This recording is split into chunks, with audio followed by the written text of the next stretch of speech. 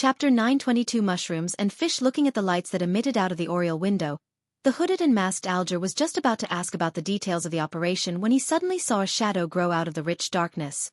It materialized as a lanky, pale, sickly young man. Bloodless Heath Doyle. Alger quickly recognized the man to be the second mate of the future. Heath didn't look at him as he directly said to Katlia, "Captain, they didn't notice anything and turned those mushrooms into cream of mushroom soup. They plan to use the prepared pan-fried fish as tonight's main course." "Excellent." Katlia removed the heavy glasses on her nose and used her eyes, which had a mysterious purple hue, to look through the neighboring house's dining hall across the walls. Heath Doyle didn't speak further as his body instantly darkened and returned to the shadows. It was unknown where he had slunk to. After hearing their conversation, and combining it with what Ma'am Hermit had previously mentioned, Alger had a rough idea of the core element to tonight's operation. Mushrooms. Poisonous mushrooms. Although he didn't know what method Admiral of Stars was using to cause the spiritual intuition of the Beyonders inside to be ineffective and not be able to distinguish normal mushrooms from poisonous mushrooms, Alger believed that there was nothing impossible in mysticism. He hesitantly said, "Will this cause Artisan Sealf's death?" Unaffiliated artisans were rather rare, so Alger didn't wish to lose such a friend if there was still room for turning things around. To him, the best case was to imprison the fellow and make him the exclusive artisan for both him and the hermit. "No." Katlia calmly shook her head as she explained, "Be it from the information you gave and the observations of my crew, there's one point to take note of. Sealf doesn't like fish, and he even hates it. This might have to do with him getting a fishbone stuck in his throat when he was young. And it was because of this matter that Katlia ultimately chose the mushroom strategy. This could effectively reduce the enemy's effective strength while allowing their side to minimize any risks. The dark environment bred mushrooms that devoured flesh and blood and were the first to be eliminated by Admiral of Stars because they could let Beyonders with sharp spiritual perception sense something amiss. This was akin to facing something poisonous. In addition, Beyonders who believed in the primordial moon had a rather deep understanding of herbs, plants, and fruits. Relying on visual observation, they were likely able to identify mushrooms that posed danger. To trick them, the only way was for the food to be harmless itself. Only through its contact with something else did a mutation occur. Based on this, the mushrooms previously created by Frank were perfect. If the two conditions of fish and water weren't met, the mushrooms were ordinary mushrooms. They could neither poison a person to death or cause diarrhea. It would be digested bit by bit and be broken down into its different components before being expelled by the body. At this point, any more fish and water was useless. For this, Katlia specially got Frank to temporarily abandon his experiment and had obtained a batch of mushrooms. She also promised to hunt an Aurora Order Rose Bishop for him. "Hates fish," Alger whispered, feeling like he couldn't keep up with the hermit's thought process. He had clearly asked if the poisonous mushrooms could cause Artisan Sealf's death, but the answer he received was that the artisan wouldn't die because he didn't like fish and even hated it. "Is there some connection between the two?" Alger questioned inwardly in puzzlement, but he didn't say it out loud. He maintained his silence and planned to observe more and take note. After a while, there were screams from inside the house, followed by pangs of painful grunts and vomiting. "Begin," Katlia issued an order in an abnormally succinct manner. Her figure instantly turned transparent, turning into a sculpture formed by countless stars.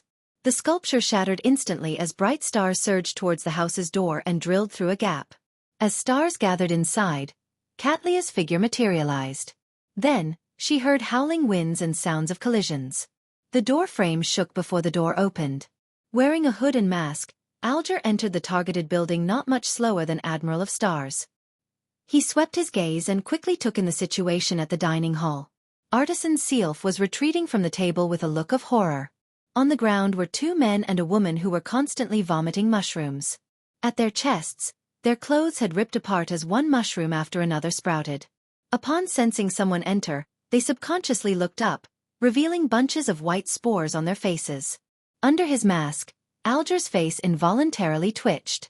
Although he was experienced and knowledgeable, and with him being a Beyonder who had his fair share of experience seeing horrifying scenes, such a scene still left a striking visual and mental impact on him. Katlia had expected it, but she had never expected such a harrowing sight. After a moment of surprise, she held her right hand to her mouth and blew a whistle. Illusory ropes emerged from the ground and coiled around the three primordial moon believers like snakes. Is there a way to stop this? Katlia said to the shadow in the corner. After a moment of silence, Heath Doyle's voice sounded. Frank said that he hadn't obtained a way to stop it in his experiments. The only way is cremation. Cremation. Katlia's brows quivered. Immediately, she took out some powder from a pocket and threw them out. The powder seemed to have a life of their own as they accurately landed on the 3 primitive believers and the various mushrooms. Silently, they burst into scarlet flames and silently burned whatever they touched. Artisan Sealf was already dumbstruck from witnessing the mutation. When someone intruded, he had thought of resisting using his mystical item, but he quickly recognized the intruder to be Admiral of Stars Katlia. Hence, he wisely gave up and stood in his spot, waiting. He knew that he was of significant value. No matter where he went, he was not someone who would immediately be killed. Furthermore, Admiral of Stars never had any infamy to her name. Worst comes to worst, I'll just have to join the Star Pirates. Besides, this pirate admiral seems to be more beautiful than the bounty notices. She exudes a completely different air. Sealf tugged at his wolf-fang necklace and forced a smile, awaiting the intruder to mention her purpose. Katlia glanced at him and seriously observed his appearance. All she could confirm was that he was a classic example of someone from Intis, but she failed to find any similarities to Queen Mystic. The pirate admiral deliberated and said, "I had been introduced by a friend, hoping to get you to create a mystical item, but I later discovered that you were with some primordial moon believers. The 3 of them aren't too strong and couldn't restrain you at all. Why do you still remain here?"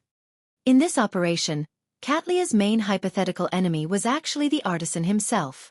This was because she could neither kill him or control him. Furthermore, he still had many well-matched mystical items, making him a powerful enemy. Yet, things developed smoothly to her surprise. Sealf said with a smile, "They had strong ones in Biome in the beginning. Using particular floral fragrances and powders, they infected me with a strange ailment, making me increasingly weaker." Katlia casually sized him up and said, "You have already recovered, so why aren't you taking this opportunity to escape?" Alger stood by the side silently. He didn't say a word, afraid that his voice might betray him. Artisan Sealf chuckled and said, "While I was under their control, they told me that as long as I believed in the primordial moon, I could use certain rituals to treat my chronic illness. I couldn't resist the temptation and tried it, and it really succeeded. I found the feeling of being a man again." Having said that, he came to an abrupt halt, realizing that he had said too much, exposing his secret illness. This is him letting himself go too far when it comes to women, thus slowly losing his abilities in bed? Alger chuckled inwardly. Sealf looked up and glanced at them. Seeing that no one was mocking him, he coughed slightly and continued, "It wasn't something that relied on medicine. I really recovered my young, virile state. Later, I had 2 dreams of a moon that was bloody and very enticing. I believed that I had already become a believer of the primordial moon. Therefore, I didn't dare to escape." Katlia and Alger silently exchanged gazes, simultaneously passing the death sentence on him. As long as someone truly believed in an evil god, devil, or some other secret existence, unless they were willing to continue in the faith and slowly become crazier, there was no regret. Even if they were protected by official Beyonder factions and didn't suffer any problems for prolonged periods, they might end up strangling themselves in their sleep years later. This was nearly unsalvageable, unless they earned the right to receive the blessings of a grounded angel like a pope of a major church, or if they accepted being isolated by certain sealed artifacts and live underground forever. Of course, under such situations, there were also many who did nothing and managed to live to a ripe old age before dying a natural death. However, they were mostly ordinary people, targets that the evil gods, devils and hidden existences easily ignored. As for Sealf, he was a very useful artisan. Katlia didn't mention the primordial moon believers again. To her, it wasn't a big problem whether the artisan believed in an evil god. As long as he could be communicated with to reach a deal for cooperation and not go crazy from time to time, the other matters weren't something a pirate needed to be worried about. She switched topics and said, "What mystical items do you have now? I'll choose a few and leave you with the rest." Toward such a development, Artisan Sealf wasn't too surprised. She was a pirate, not a policewoman. Doing a heist in passing was extremely normal. For her to leave him some items was something he should earnestly thank her for. In fact, with his level and items, it was possible for him to successfully escape if he went all out, but he lacked the courage. All right. Sylph took out a pair of grayish-white glasses from his breast pocket. Gargoyle glasses. As long as sight lines are met, it can cause the other party to turn numb all over as though they are being petrified. There are two negative effects. First, if one wears it and looks into a mirror, one will turn numb as well. Second, one's body will turn heavy, making one unagile. Isn't that the item I reserved? So it has already been made. Looking at the artisan, Alger couldn't help but narrow his eyes. Chapter 923 After Effects. Sylph didn't notice the change in Alger's eyes. He pointed at one of the cremated primordial moon believers and said, "That cane was taken from me. It's called Word of the Sea. It can release lightning at a target. Waving it and striking it will cause it to be augmented with wind blades. Apart from that, it can also create large water spheres and corrosive rainwater. It can also allow the wielder to not be afraid of deep-sea pressure. They can freely extract oxygen from the water. At the same time, it can also be used as a wand to provide flight. There are 3 negative side effects. First, it enjoys singing. Every 6 hours, it has to belt out a song. The resulting effects don't discriminate between friend or foe. Due to the different choices of songs and styles, it can make one's mind go adrift or have one's mind and soul shocked, and at other times, cause one to be irascible and be in a state of lowered reason. Of course, even without waiting 6 hours, it will also be very willing to sing if you so desire. Second, you can probably tell that it's equipped with living characteristics. Furthermore, it's one that is rather testy. It enjoys tripping, beating, or pulling the wielder downstairs when they aren't paying attention. Third, it will cause the wielder to easily be struck by lightning. Therefore, on stormy days, either don't go out or don't bring it along. This is the sealed artifact that was made from Gehrman Sparrow's Ocean Songster Beyonder characteristic. If you were to know that you had already made it and had allowed the primordial moon believer to take it away, you will definitely be sold to someone who has need of you, in the form of a Beyonder characteristic. Alger looked towards the dining table and saw the black silver inlaid cane. From what he knew, regardless of whether the other negative effects were severe, mystical items with living characteristics were considered sealed artifacts. This was because there were unpredictable dangers associated with them. With Katlia and her companion not telling him that he was done, Sylph could only continue taking out mystical items with a glum face. This short knife is called Blade of Poison. The effects are obvious. There's no need for me to give any additional information, right? Every time it deals damage, it will add on a random poison. As for what it is, it's all luck. Its negative effects aren't too serious. It will only cause medical treatment to fail and the feeling of being drunk to accumulate within the wielder. Sylph continued introducing a few mystical items and finally heard Katlia say, "Excellent, the rest are yours." Phew. She still left me with 3. Not only did Sylph not bear a grudge, he felt deep down how nice a person Admiral of Stars was. It was as though he had suffered some psychological ailments. Katlia then turned to look at the hanged man. "You pick first." She knew that the World Gehrman Sparrow had commissioned a mystical item to be made by the artisan. Therefore, the hanged man had to first select the crazy adventurer's item first. Alger nodded and took the Word of the Sea and the gargoyle glasses. Then, he indicated that the rest were spoils of war. Katlia thought for a moment and said, "Pick another one. The rest will be mine." She wasn't too interested in the remaining mystical items because she had 2 rather powerful items that suited her. She had also obtained the Scales of Luck and Judge button later, thus covering all her bases. Under such a situation, the stacking of negative effects was something to be considered. Unless it was something extremely special, it wasn't something she would take a second look or choose to exchange. Of course, as a pirate admiral, she never found mystical items too excessive. After all, she had to hand over some of them to the Moses ascetic order and leave the rest to reward her crew. Alger fell silent for a moment. Starting from what items and Beyonder powers he had, he chose the Blade of Poison. Following that, Katlia instructed bloodless Heath Doyle to move the mystical items that Sylph had placed on the ground, and the remnant items left by the primordial moon believers, out of the room. Then, she looked at the artisan with her dark purple-hued eyes. "Why do the primordial moon believers want to control you?" Sylph's eyes flickered. "Isn't that simple and obvious? To get me to make mystical items for them?" Just as he said that, his heart skipped a beat as a result of the purple eyes that were coldly looking at him. He hurriedly added, They also seem to have some plan that needs the help of an artisan.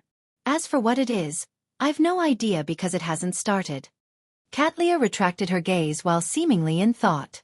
Exchanging a silent look with the hanged man, they nodded simultaneously.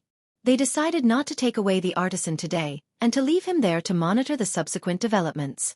In other words, they wanted to figure out the primordial moon believer's plans for monitoring him. Actually, for the hermit and the hanged man, whatever the primordial moon believers were plotting wasn't something they cared about. They just each had matters they were concerned about.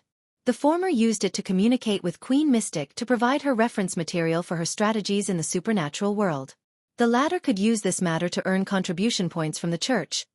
Therefore, they had instantly come to a tacit agreement to investigate deeper. Of course, Alger always believed in a principle. The more information he wielded, the more benefits he could obtain from various matters. After a brief silence, Katlia said to Artisan Sealf in the same tone, "Since you're already a primordial moon believer, taking you with me provides me with no benefit." Sealf nodded immediately, agreeing with what she said. Katlia paused for a moment before she said, "However, I wish to establish a long-term working relationship with you. Therefore, I need a few drops of your blood. This will aid me in finding you at any time." Sealf wore a miserable look as his lips quivered, but he was unable to object to it. "Phew." He suddenly exhaled and said, "Okay."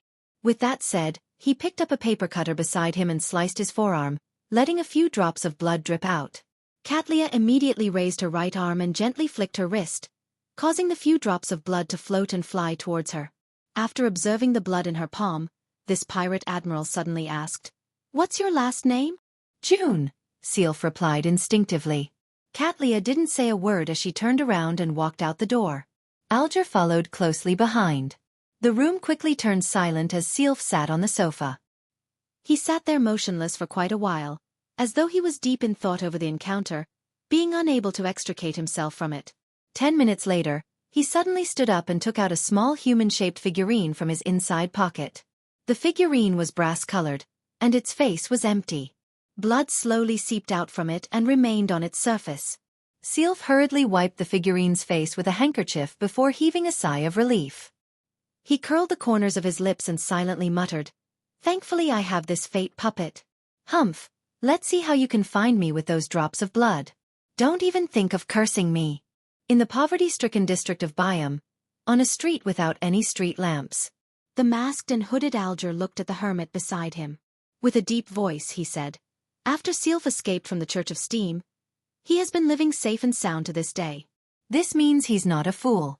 For him to so easily give you the blood in such a relaxed manner without putting up any resistance means that he has the means to avoid your tracking. Besides, he didn't mention an explanation of how the primordial moon believers found him. Logically speaking, the believers definitely would have asked him for the origins of the werewolf beyonder characteristic, but Sealf hadn't mentioned Alger at all. As Katlia took out the pair of heavy glasses and wore it, she said without a change in tone, "It isn't used for tracking." Alger nodded in thought before bidding her farewell, turning into a dark alley. He made several detours and found a chance to remove his disguise before leaving Byam. After he returned to the Resistance's private harbor, he boarded the Blue Avenger. His sailors had pretty much spent most of their energy and money over the past few days. So at that moment, they were all on the ship, waiting to set off for the seas again. Upon seeing him return, one of the sailors stood up immediately and asked with a smile, "Captain, have you had dinner?" "Not yet. Make something simple for me." For the operation, Alger hadn't had a chance to fill his stomach. The sailor who also did some cooking on the side immediately replied, "All right. We got some fresh mushrooms in the forest today. How about I pan-fry it with some butter?" Alger's face twitched as he shook his head with a normal expression. "Searing a steak would do. Medium rare. A medium done." East Balam, by the periphery of a forest. With his two marionettes, Klein wasn't in a rush to leave. He entered a city and planned on getting some dyes to disguise Admiral Hell Ludwell's mask. And before that, he had other things to do. It was to seek out a helper for his exploration of the periphery of Calderon. Klein was never a lone wolf, and it was even more so the case when faced with danger. Therefore, unless he had no options, he would always invite powerhouses to provide him with help by sharing the coordinates and paying the corresponding price. He wasn't one to rashly enter. To him, being able to obtain the desired ingredient while alive was most important. If it wasn't because I know it's impossible, I'd even wish to wait 1 to 2 weeks before I carry a baby or push a pram to head for Calderon. Klein sighed silently as he took out the adventurer's harmonica and blew into it. Silently, Rionette Tinker with her 4 heads in hand walked out of the void. Klein deliberated over his words and said, I plan on exploring Calderon City soon. Well, I've already obtained its coordinates in the spirit world. I'm wondering if I can hire you for your help? What would be the price? The 4 heads in Rionette Tinker's hands spoke one after another. Won't do. I can't enter. Chapter 924 First key factor at carrying out risky operations can't enter. The 7 lights can't enter for some special reason. Is this a restriction Calderon City has on higher-level creatures in the spirit world? However, how does Miss Messenger know of this limitation? Has she been there before? If that were the case, I didn't even need to ask Red Light or the magic mirror. Perhaps her spiritual intuition told her that? As his mind whirred, Klein slowly and silently exhaled. He then took out a gold coin and handed it to Rionette Tinker. I understand. Thank you for the information. After one of Miss Messenger's head bit on the gold coin and retreated into the spirit world, Klein allowed his thoughts to roam as he considered how he could find other helpers. Mr. Azik has entered a state of slumber. It's unknown when he will wake up. There's no way to wait for him. Willa Septon is about to be born but is only a baby. He is still at a nadir. And even if Mam Hermit has a way to temporarily restore his power while he is weak, it's impossible for him to do something as trivial as being my bodyguard. Besides, once he leaves Backlund or showcases his corresponding level, there's a very high chance that he might once again be locked on by Angel of Fate Ouroboros. Get the help of a demigod from the life school of thought through this snake of fate, such as that Counselor Ricardo? That will be difficult. The life school of thought is suffering an internal divide. The counselors have too many things to do. Besides, they're running all over the world with the die of probability to leave traces to divert the Angel of Fate's attention. Queen Mystic Bernadette? I'm not too familiar with her. Besides, the fool has demigods and angels under him. A blessed like Gehrman Sparrow can always find other help. Even if I claim that it's a cooperative effort, it will also expose quite significant problems. Sigh, on the surface, the fool has angels and demigods under him, but the actual situation is that at the angel and demigod side is the fool who's just photobombing them. The chief from the City of Silver? This is indeed something that could be used as a price when he makes a request, but the problem is that he's unable to leave the forsaken land of the gods. I think I should leave this opportunity for the Bizarro Bane. Those geezers of the Sanguine? There's no suitable reason, and it's very easy for me to be exposed to Lilith. Who knows who that dead ancient goddess who hasn't truly perished is? If she is actually the primordial moon in disguise, I can forget about resurrection. Klein thought of one candidate after another, but one by one, he struck them off the list. Finally, he couldn't help but sigh. When in need, friends are always in short supply. He couldn't help but think of setting up a ritual to attempt to pray to the Evernight, the Crimson for strength, to seek the blessing of the goddess, hoping that she could directly bestow him with the true soul body and powder of a spirit world plunderer, or have some archbishop, high-ranking deacon, or secret ascetic to provide him with help. Unfortunately, all he could do was muse over the idea without actually carrying it out. Although Klein was rather accepting of the Evernight goddess and wasn't against the identity of being an Evernight blessed, he still felt extremely wary. He didn't wish to rely on a deity's bestowment for everything.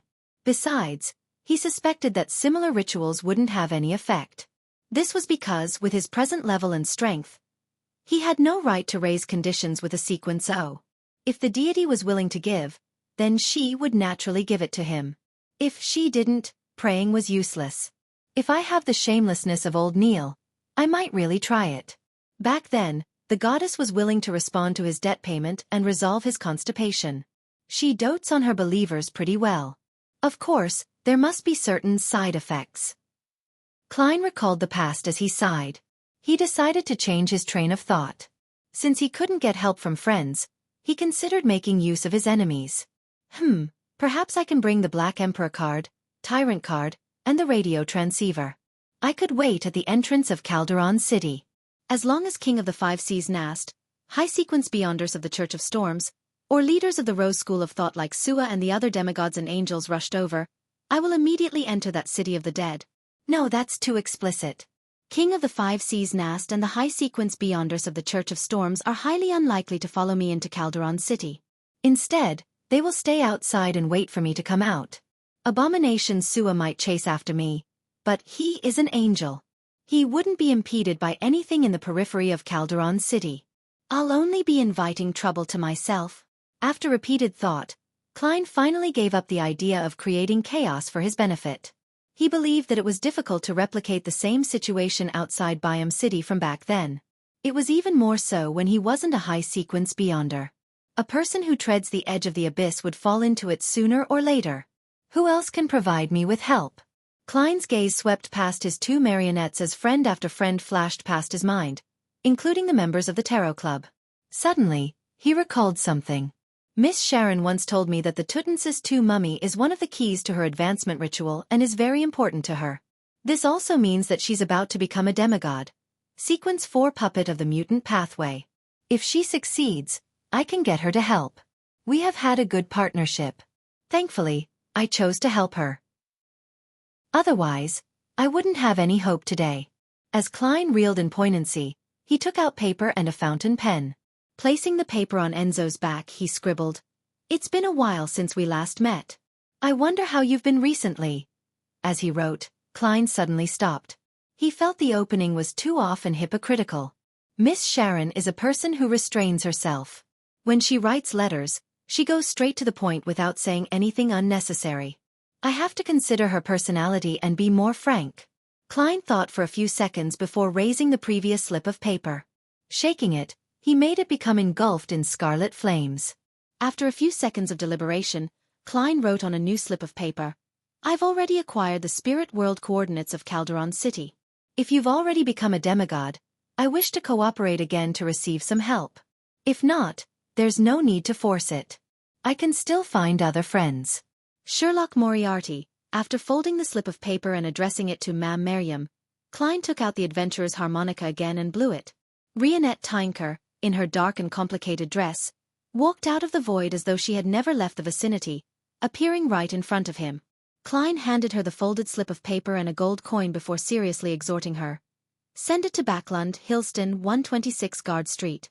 Throw it directly into the mailbox." "All right," one of Rionette Tinker's heads said while another head but on the letter and gold coin. Upon seeing this, Klein pressed, somewhat worried, "You haven't lost the previous map, right? Do you know which borough Hillston Borough is? Do you know where Guard Street is?" The three other heads which Rionette Tinker held replied, "No, I know. It's very easy to find." Klein immediately heaved a sigh of relief as he politely sent off Miss Messenger. He temporarily threw the matter of Calderon City to the back of his mind and began disguising his marionette, Ludwell.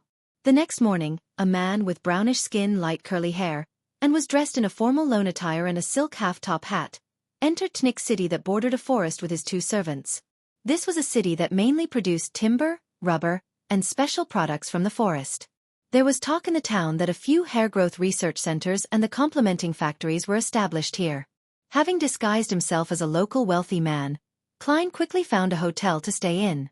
Sitting on a reclining chair made of wrought tan, he observed his handiwork once again. Winner Enzo's skin was not only bronze, but it was now almost completely black. Together with his thin and soft hair, bushy brows, and dark shadowy facial outline, matched with Balam-styled baggy, creased pants and a black and white top, he looked like a typical example of a local servant that hailed from a particular plantation manor. Admiral Hell Ludwell's rather resplendent clothes had become the same style as Enzo's. His exposed skin had clear burn marks, and his silver mask was now dyed with a uniform iron-black color. This made it look as though he had been disfigured due to a fire accident and that he was wearing a mask to hide his face, lest he scared any passers-by. After having his lunch which was served to his room, Klein heard stacked illusory prayers. "Mel. Mr. Hanged Man? It's also possible it's Emlyn and Little Sunday. The transaction of the Sequence 5 Beyonder characteristic of the vampire pathway is about to begin." Klein was just about to head for the bathroom to take 4 steps counterclockwise and head above the gray fog when his spiritual perception was triggered. He hurried activated his spirit vision and saw the headless Rionette Tinker appear out of the spirit world which overlapped with the real world with a letter in a head's mouth. Miss Sharon has replied? Klein first thanked her before receiving the letter and tearing it open to read. Sorry, I will likely still need another 1 to 2 months of preparation. If you still need my help by then, I'll be fine with it. Sharon. 1 to 2 months. It's not like I can't wait. It's not like I've digested my marionettist potion yet. Klein nodded indiscernibly as he got a pen and some paper to reply simply. Take your own time. There's no rush. My matter isn't urgent. I can wait. Sherlock Moriarty. After handing the letter and gold coin to Rionette Tinker and getting her to send it to Backlund, Hilston Borough, 126 Guard Street, Klein suddenly thought of a problem. During wars, scouting is necessary. How can I be rash and so careless about exploring a dangerous place like Calderon City? When Miss Sharon advances, I can head there to do some scouting and gather some intelligence without the need to take risks. For example, I can figure out exactly what restrictions there are, what kind of anomalies will happen towards death domain powers, or I can figure out whether I'm only able to enter by a fixed entrance, or if I have any way of directly returning above the gray fog from inside. After confirming all of this, I can formulate a plan and make preparations. Of course, before scouting, divination is necessary. Klein soon made up his mind and walked into the attached bathroom. Chapter 925 Choosing Clothes above the endless grayish-white fog, in the magnificent ancient hall. Klein didn't rush to do a divination. He first answered the Hanged Man Alger's sacrificial ritual and got the cane made from the ocean songster Beyonder characteristics to appear in front of him. Word of the Sea. This name, when transliterated to Chinese, does bring back memories. I'll just leave it at that. It's basically a weaker version of Sea God's scepter. It doesn't have demigod-level powers like lightning storm or tsunami either. There are quite a number of negative effects. As Klein recalled the Hanged Man's descriptions, he stroked the silver-inlaid black cane. Perhaps the mysterious space above the gray fog had naturally suppressed it, causing this Beyonder cane to not express its living characteristic. It silently lay there like it was the most common and ordinary piece of wood.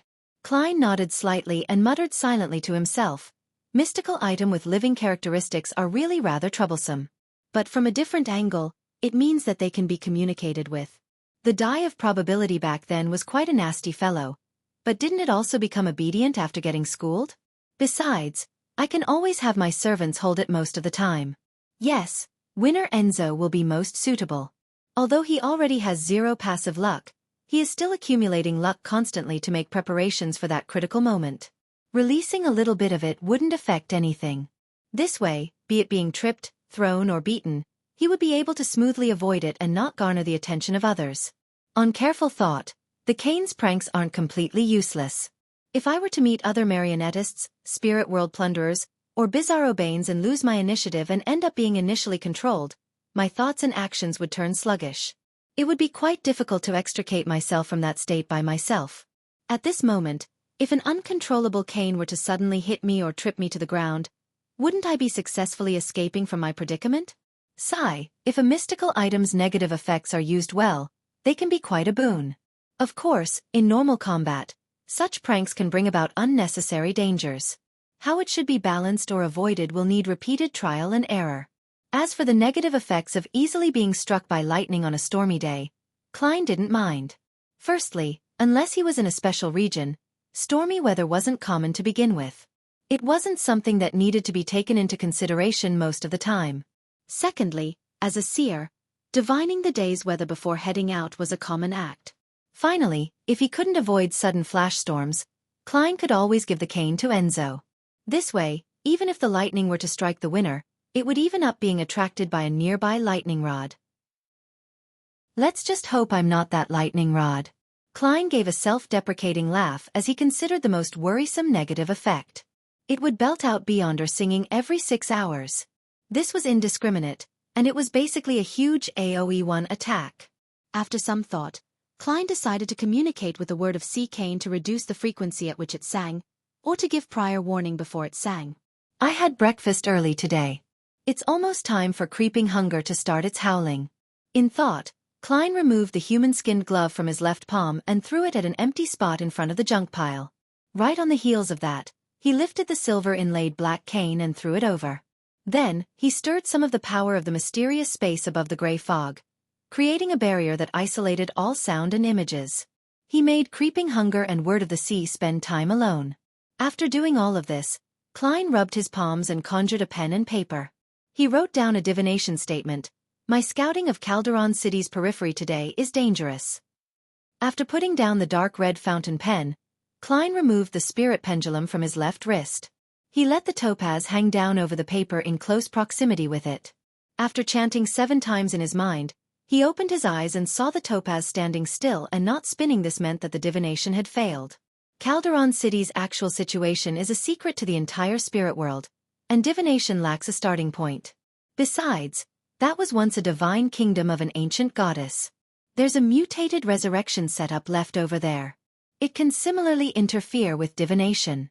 Klein rolled up his spirit pendulum and deliberated in thought. I can only trust what Red Light said. The danger around Calderon City's periphery isn't that great. Besides, I still have marionettes. I can let them go first and confirm if that place screens the gray fog. If it can, I'll give up. If it doesn't, I'll enter myself. Klein quickly came to a decision. Without any hesitation, he waved his hand to remove the barrier he had previously created. Then, he saw the Creeping Hunger which had retreated to the side of the junk pile.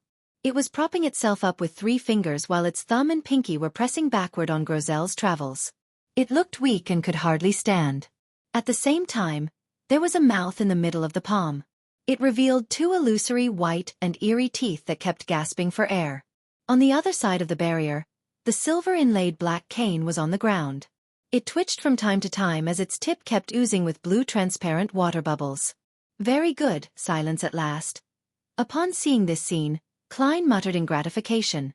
Just as he said that, the Word of the Sea suddenly stood up. And as though it was being held, it hopped towards Klein, circling about the fool's seat and dodged elsewhere. Creeping Hunger used all its 5 fingers as legs as it chased after the cane with great difficulty. Midway, it collapsed to the ground. Klein watched speechless before letting out a sigh. After fusing with Mr. A, Creeping Hunger seems to have a living characteristic, but this level of intelligence is way too low. It clearly grazed a wind blast and is capable of short-distance flight, yet it still uses its fingers as legs to chase. After saying that, he turned his head towards the Word of the Sea cane which was hiding beside him. Aren't you a sequence 5 of the Sailor Pathway? What kind of mystical item are you if you can only hop on 1 leg? Seriously, are such low-level living characteristics equivalent to babies? No, a particular baby is way smarter than all of you. Klein reprimanded each of them and sighed as he said in amusement, It's not like I'm a devil. Just as he said that, the glove and cane who were still stirring froze at the same moment. They didn't dare make a sound. Klein's subsequent words were left in his throat. All he could do was reach out to pick up Word of the Sea and kindly and sincerely speak to it. After a friendly and frank negotiation, this silver-inlaid black cane used high-frequency swaying to gesture that it would reduce its singing to a minimum. If it really couldn't hold back, it would inform its owner. The exact manner included, but was not limited to, trembling slightly or automatically moving up a few centimeters. At the same time, it raised a request via singing. Never use the hand wearing Creeping Hunger to hold it. Of course, if its master insisted on doing so, it didn't object to it and was happy to accept it. Better than Creeping Hunger. It's not too stubborn. Klein beckoned for Creeping Hunger and wore it on his left palm. Taking a glance at the door of summoning which had been produced from the ritual, Klein began considering the items to bring on his scouting of Calderon City. Needless to say, the 2 marionettes were going. They could be used as bait, to scout the path ahead, be used as test subjects, and verify any traps. They allowed a marionettist to not need to undergo too many dangerous actions, so they were definitely going. They would be wearing Enzo's Flower of Blood ring and Ludwell's Harris sword. They were all standard equipment. In addition, Klein decided to get Enzo to carry the Word of the Sea. As for himself, Klein planned on heading there as a spirit body. Once anything was amiss, he would immediately end the summoning and return above the gray fog. This way, what clothes he matched was something worth considering. Azic's copper whistle? No, that is related to death, and Calderon City belongs to ancient death. There's a small possibility that this might create a terrifying anomaly, causing the danger in the core region to automatically come out. Black Emperor card or the Tyrant card? I'll be moving about the spirit world. The two marionettes are basically dead. Chapter 926 Spiraling City. I really do feel a little irascible, but I'm not that quick-tempered. Wearing the papal tiara and dark blue robes while wielding the sea god's scepter, Klein seriously observed his new state. This meant that the Tyrant card could suppress the negative effects of the sea god's scepter to a certain extent, but it wasn't able to completely eliminate it. Using cogitation, Klein composed himself and turned to look at the junk pile in the corner. Grozel's Travels? This is my strongest defensive item to this day. Besides, it also has some magical uses, but the problem is that it was made by another ancient god, Dragon of Imagination Ankwelt. Based on what Little Sun said, this Dragon King was once allies with the owner of Calderon City Ancient Death, Phoenix ancestor Gregrace. Who knows if this book would trigger any unnecessary developments. To be safe, it's best if I don't bring it. And just like Azek's copper whistle, the mutated paper figurine can't be included. It has the remnant aura of artificial death. This might have a shock and awe effect when exploring Calderon City, but it also contains plenty of latent risks. The Priest of Light Beyonder characteristic? This can effectively restrain dead spirits, a natural nemesis for the City of the Dead, but it's only an ingredient that hasn't been made into a mystical item. The effects it has is rather limited. The negative effects are extremely bad. It won't be helpful to my soul state. In addition, lightning can also purify the dead. With the sea god's scepter and word of the sea, there's no need for me to bring the Priest of Light Beyonder characteristic. Thoughts flashed across Klein's mind as he eliminated the remaining items in the junk pile. He wore the human-skinned glove on his left hand, wielded sea god's scepter, and raised his right hand slightly. He made word of the sea fly up and land in his palm. Following that, the papal-dressed Klein changed the appearance of his soul. He hid his facial features within the shadows of the papal tiara. He slowly stood up as the dark blue robes fluttered in the wind, the white-boned scepter dazzling. With just one step, Tyrant Klein passed through the door of summoning and walked out of the candlelight, arriving in the real world. He found himself in the rather spacious bathroom. After adding the fate siphon charm and death knell into his body, he opened the door and returned to the living room. He got Enzo to come over to receive word of the sea. After some thought, Klein took out death knell and handed it to Admiral Hell Ludwell. After doing all of this, he brought his two marionettes and relied on traveling to head for the coordinates in the spirit world that were provided by Miss Magician. The trip happened rather smoothly. The Tyrant aura made all kinds of strange spirit world creatures not dare to approach him while en route. They didn't even dare look at him directly. Before long, Klein arrived at his destination. The scene in front of him looked no different from anywhere else in the spirit world. The saturated colors were overlapped, and there was some thin fog emanating everywhere. Elsewhere in the depths, pairs of eyes moved away one after another. The papal robe's cape fluttered gently in the wind as Klein did a rough scan before getting Enzo and Ludwell to enter a blob of fog that appeared very thin and normal. Suddenly, his field of vision widened with the help of his two marionettes. A grand city that was of legendary proportions appeared in his eyes. This city was abnormal. It didn't develop in a vertical manner, but instead spiraled deep into the ground. It gave one the feeling of an inverted mausoleum. Its buildings had a myriad of styles, but they were equally strange.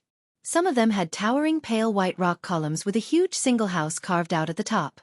Some were long and squarish, with the doors placed at the ceiling with no windows in sight. Some were built in the ground, a tombstone erected at their entrances. Some were built with white bones, messy and scattered. The closer it was to the bottom of the pit, the more completely preserved the buildings were. The closer they were to the top, the more collapsed areas there were, ones filled with the dilapidation and rot that time brought. Klein made his two marionettes stop. Despite standing at the edge of the city and overlooking everything, he was unable to identify what was at the bottom of the building. Deep darkness enveloped the area as though no light had been shown inside for thousands and thousands of years. After a brief observation, Enzo lowered his head and chanted using ancient Hermes, "The fool that doesn't belong to this era. The mysterious ruler above the gray fog. The king of yellow and black who wields good luck." Just as he finished the statement, Klein, who was still situated outside Calderon City, heard stacked illusory pleas. He also recognized it to be from a man with a deliberately hoarse voice. It's the marionette's prayer from before. Klein heaved a sigh of relief as he silently muttered. This means that Calderon City doesn't screen out the gray fog. At the very least, the outer periphery doesn't. I can enter. Although he said that to himself, he was in no way in a hurry. He subsequently controlled Ludwell to raise his left palm and spread it open. Illusory light was suddenly emitted. Following that, with a point as its origin, the area imploded, forming a pair of double bronze doors. This door was slightly blurry and extremely incorporeal. The surface was covered with countless mysterious patterns that gave one the feeling of indescribable heaviness and silence. With a creak, the mysterious bronze door shifted backward and cracked open a little. Through this crack, Klein saw the deepest and heaviest darkness. Amidst the darkness, pale white colors stirred, swirling up at times and descending at other times. It was like a river that was gushing through a night devoid of light. On its two sides, pale white stone columns appeared, looking extremely identical to Calderon City's interior but in a more exaggerated manner. At this moment, pairs of transparent eyes and indescribable faces suddenly appeared. They filled the illusory bronze door's crack. Eagerly trying to pass through, Klein's eyes felt a slight stabbing pain as he immediately made Ludwell clench his left palm. Thud.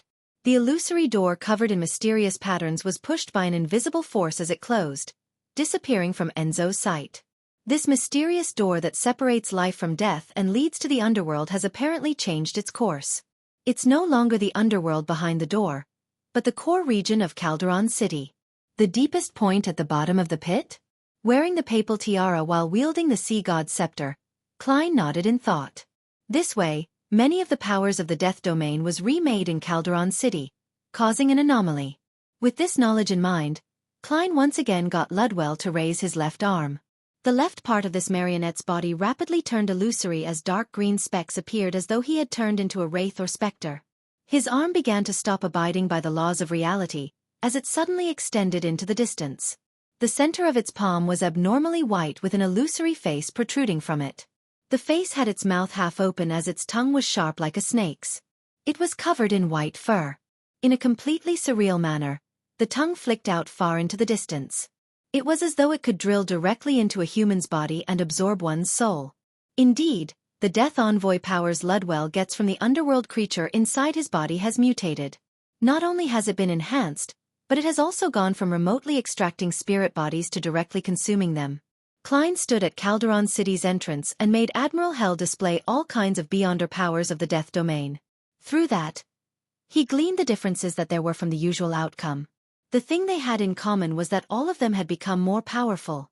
Then, Klein experimented by making Enzo use the specialness of his body and the various powers from Flower of Blood and Word of the Sea before coming up with a conclusion. Aspects in the fate domain aren't affected. Lightning strike is suppressed, making it much weaker. Unable to fly too high. Powers like wind blades, singing, illusory scales, balance, and water membrane undergo no changes. With the end of these experiments, Klein made Enzo and Ludwell walk down the pale white stairs, clinging closely to the periphery of Calderon City. The buildings there had already completely collapsed. As the 200-meter threshold approached, Klein raised his right hand and pressed down on his face that hid in the shadows of the papal tiara. Then, wielding the sea god's scepter, he stepped into the thin fog. His mind instantly felt a little groggy as the scene before him changed. He had already entered the city of the dead, Calderon City. Enduring the irascible feelings within him, Klein made his left glove turn dark. His body turned illusory as it was tainted by a dark color, turning him into a shadow. Only the sea god's scepter in his hand continued emitting silver or blue beams of light. Using the soul screening and the tyrant card suppression to hide the light, Klein floated diagonally ahead, slinking into the shadows of the collapsed buildings. He followed closely behind the two marionettes, beginning to perform an initial inspection of Calderon City's outer region. As he traversed the area, Klein gradually noticed something amiss. It was too quiet. It was so quiet that it was as though the entire city was dead. Even bugs had failed to survive. Based on what a Rhodes and Red Light Ire Moria had said, Phoenix ancestor Greggrace had uprooted Calderon City and thrown it deep into the spirit world. Before doing so, the residents inside the city were allowed to leave. Occasionally, there would be other spirit world creatures entering. But now, not only were there no active creatures in the peripheral region, there weren't even skeletons, zombies, or even one or two non-bone-like buildings. Klein tensed up more and more. With Enzo's and Ludwell's vision, he carefully observed his surroundings. During this process, his gaze swept across a broken pale white column. The ancient but damaged building at the top had a disc burnished from gold inside. The disc's smooth surface reflected a figure, but it wasn't Enzo, but Klein in his papal tiara and dark blue robe. This Klein had a gloomy demeanor. His face was pale and his eyes were listless as though he had long been dead. Chapter 9:27 Tyrants might hiding in the shadows. Klein's heart tightened. He then quickly calmed down without showing any signs of horror. This was because he was extremely certain that the reflection on the golden disc's smooth surface wasn't him. At least, it wasn't the real him. If it really was him, Enzo would have seen the gray fog, seeing magical scenes that resembled a mythical creature form. This would have caused Klein to faint immediately. Since I'm completely fine, it means that the reflection isn't of me. Klein activated his spirit body thread's vision, controlled Enzo, and raised word of the sea. He approached the pale white collapsed column and the ancient building which remained in shambles while secretly releasing some of his luck. The swarthy marionette approached the golden disc one step at a time. Bending his back and raising the cane, he carefully observed the area. The disc had two layers, an inner and outer layer. The core region was as smooth as a mirror with very few patterns. The boundaries were engraved with bird-like creatures. Its entirety had an ancient magnificence to it. The figure it reflected remained the same. Despite reflecting Enzo, it reflected the gloomy, pale Klein with listless eyes. Even the sea god's scepter, the papal tiara and papal robe that came with the tyrant card weren't missing. If it wasn't because of the lack of the gray fog, Klein definitely would have imagined that the disc could influence himself through a marionette and spirit body threads. Or perhaps it would be like what the Saint of Darkness back at the ruins of the Battle of Gods had encountered, having himself dissociate without realizing it. What does this actually mean? Klein calmly grew out of the shadows, restoring his appearance back when he first stepped into Calderon City. Then, using his Beyonder powers as a clown, he produced his present state in his mind.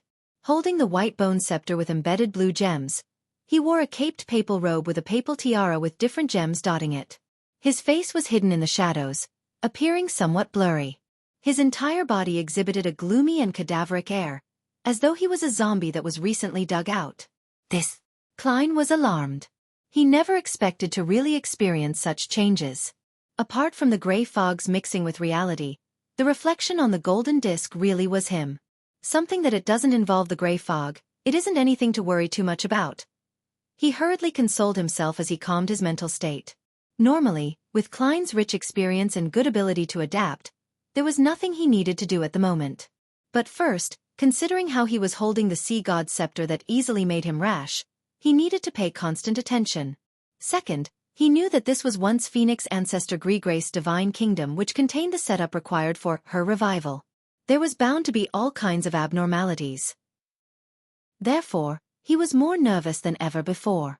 Getting Ludwell to return, he used his Beyonder powers to do a thorough inspection of himself before gaining a preliminary understanding. When living creatures enter Calderon City, they will naturally transform into the deceased. This is similar to the underworld, but there's a fundamental difference. Here, living creatures won't die an abrupt death before slowly turning into mindless undead creatures. Instead, they will directly turn into dead spirits. I didn't notice it before because Enzo and Ludwell are essentially dead, so there's no need for them to be converted.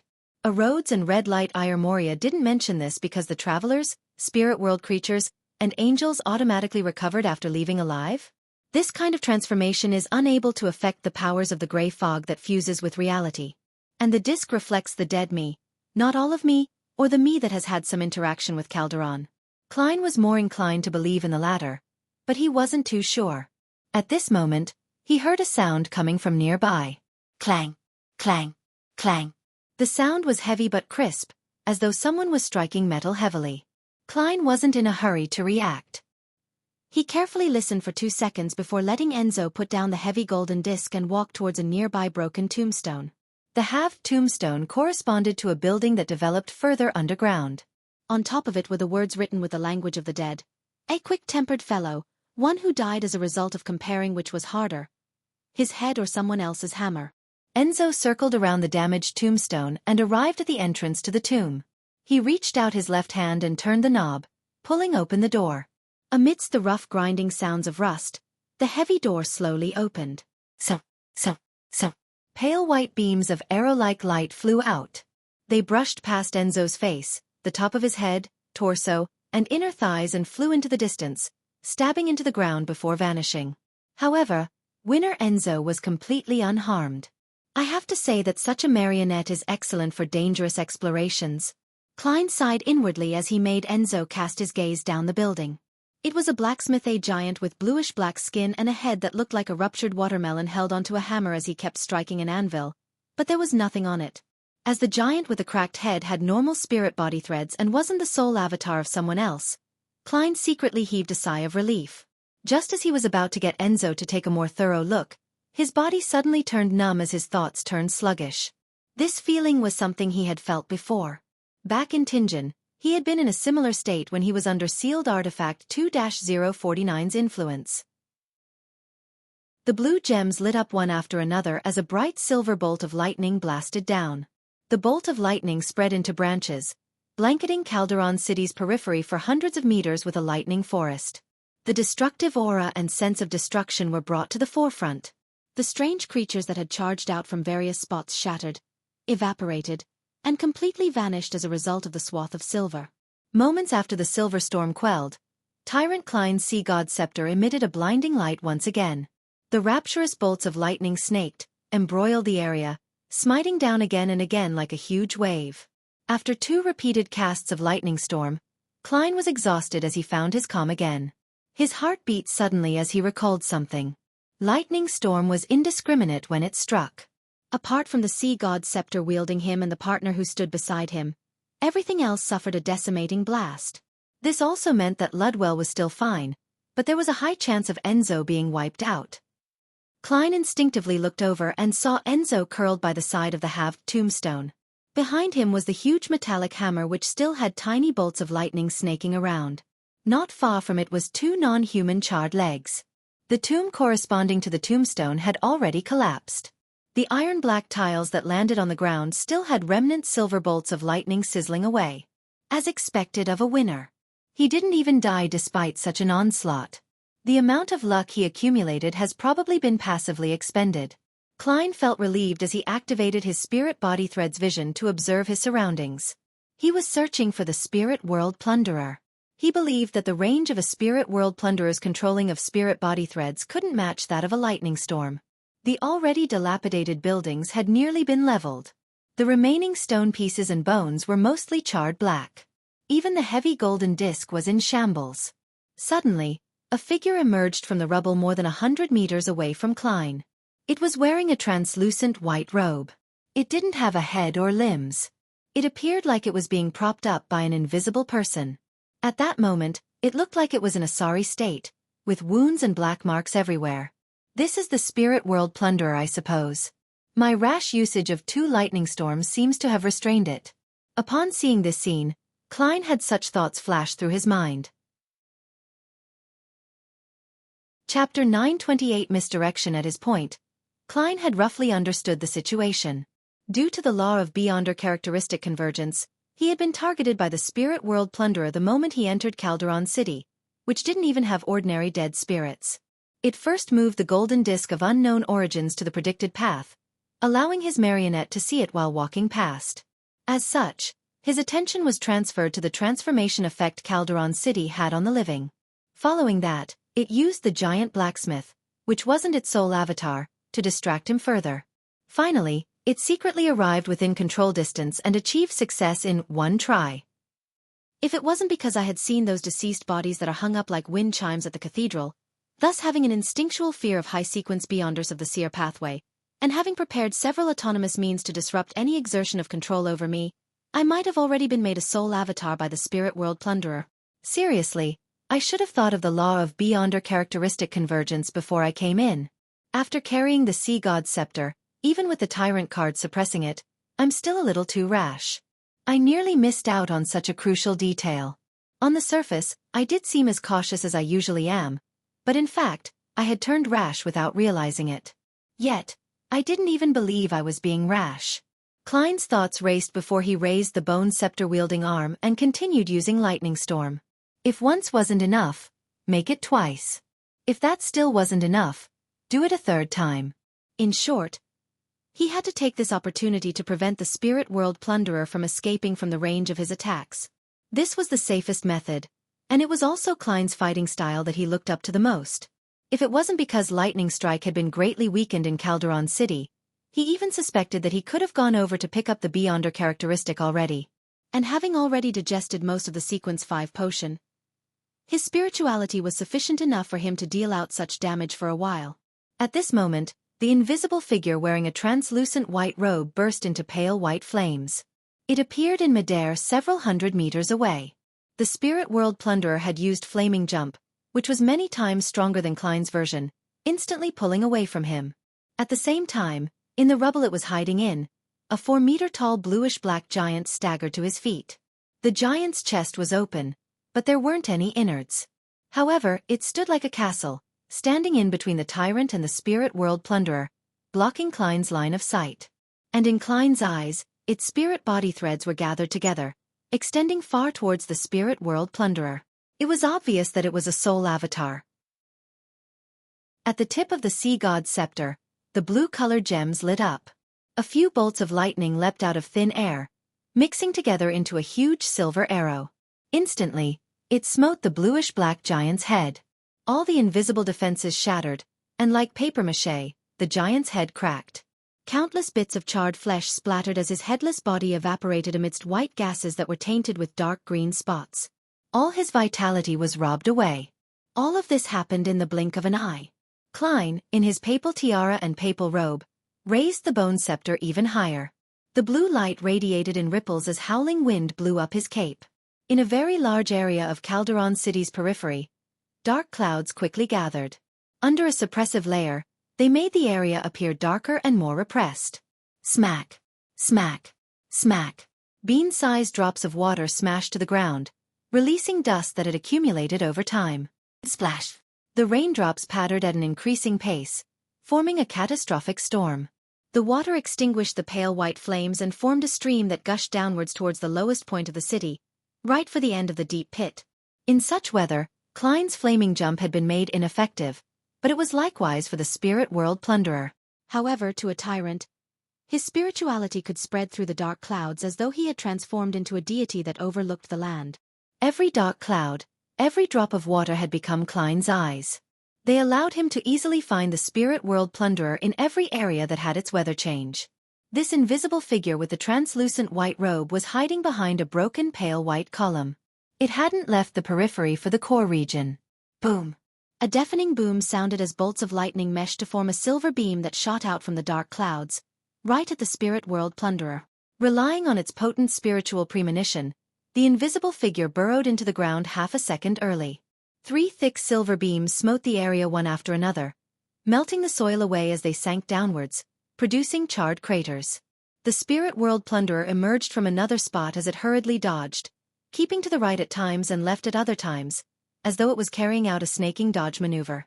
However, regardless of where it fled to, the silver beams would chase up to it. They even blocked its path ahead of time, preventing it from attempting to leave the stormy region. Boom! Boom! Boom! The deity akin to a tyrant, who looked down from the dark clouds at the spirit world plunderer, waved his scepter and struck down again and again at his target, with success barely eluding him several times. Klein turned more and more anxious, eager to immediately end the hunt. Hence, he unreservedly triggered the sea god scepter to increase the frequency at which bolts of lightning struck down. Suddenly, he felt a strong sense of exhaustion. This alarmed Klein, for he realized that something was amiss. The spirit world plunderer had the chance of retreating deeper into Calderon City at the beginning, so why is it staying around? It's clearly a spirit world creature without a physical body. It can burrow underground to avoid the lightning and a tyrant's notice, so why is it circling around from time to time? It's trying to make me attack. It has noticed that I'm not a demigod through my spirit body threads and my control over my marionettes. It wishes to drain me of my spirituality. Klein was alarmed. Combining it with his original encounter, he came to a realization of how intelligent the spirit world plunderer was. It was a rather crafty creature. At the same time, he also thought of a problem. Could lightning storm and the stormy rain attract the notice of dangerous existences in the core region of Calderon City? I'm too rash. I keep neglecting the critical details. As thoughts flashed through his mind, Klein put away the sea god's scepter. The heavy storm stopped as the dark clouds quickly scattered, the weather restoring to normal. Klein made Enzo return to his side with word of the sea, and he got Ludwell to protect him in the middle. Following that, he and his two marionettes walked out as though they were trying to leave Calderon City while he still had some spirituality left. During this process, Klein had his spirit body thread's vision constantly activated to prevent the spirit world plunderer from approaching him. He noticed that this creature's spirit body threads were somewhat special. A portion of them came out from its body and extended outwards normally. A number materialized externally and were bound together in a thick bundle, right into the translucent white robe. Klein suspected that this was the state when a spirit world plunderer controlled a soul avatar, making it different from a marionettist. As he shifted his gaze, he suddenly saw thin black illusory threads coming out from a collapsed house. A portion of them gathered into a thick bunch with its source in the distance. Klein didn't hesitate to raise his sea god's scepter, creating a sonorous thunderclap. Boom! Amidst this sound that struck awe into one's mind and spirit, Ludwell suddenly raised his left hand. Half his body instantly turned illusory as his arm extended out extensively, heading straight for the collapsed house. Midway, his palm turned abnormally pale white. An illusory face protruded out and stuck out with a snake-like tongue which had white fur covering its surface. The tongue reached out far, penetrating the wall and stabbing at the spot where the spirit body threads were gathered. It immediately sucked on a distorted and blurry soul. Around the soul, a number of spirit body threads suddenly disappeared as though they never existed. A portion of them was none other than the gathered bundle, the ones that came from afar. They were fake. The spirit world plunderer was able to create fake, illusory spirit world plunderers or instantly swap location between the soul avatar and itself. Klein suddenly turned his head and looked elsewhere. Indeed, he saw a blob of spirit body threads swim over from underground at a fast speed. He once again used Sea God's scepter, releasing a thunderclap close to the ground, one that could awe his spirit body. Meanwhile, Enzo expended some of his remaining luck, adding bad luck to the target. Then, he shot out a silver bolt of lightning from the tip of the word of the sea. The bolt of lightning rather luckily passed through a crack and entered the ground, striking the assailant directly. It caused a portion of the spirit body threads to instantly vanish. It was also fake. Just as Klein reacted, his thoughts paused and his body turned numb.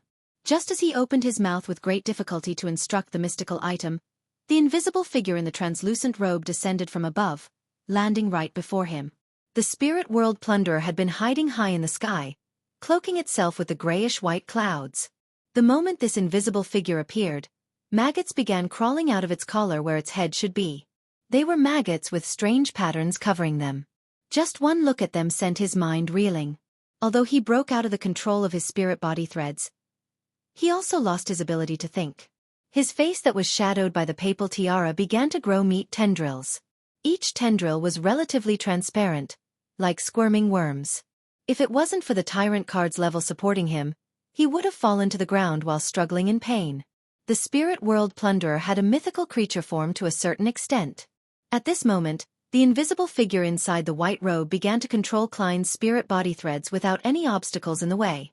In a few seconds, it was already close to succeeding. Seeing that its prey was about to become its soul avatar, the spirit world plunderer suddenly saw its target open his mouth with great difficulty and say a word. He had recovered from the state of nearly losing control faster than it had anticipated. And the word was in ancient Hermes.